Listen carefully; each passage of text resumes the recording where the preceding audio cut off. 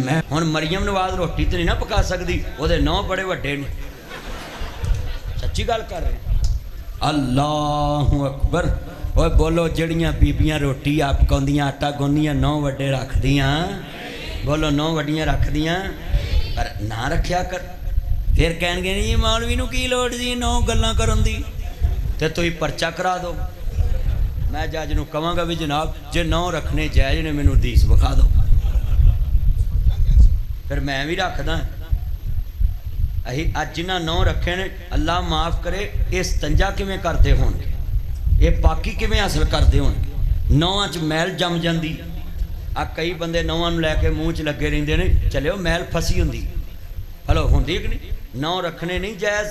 नौ कटिया करो, बगलों के वाल कटिया करो, जेरे नाप वाल कटिया करो, जामत कराया करो।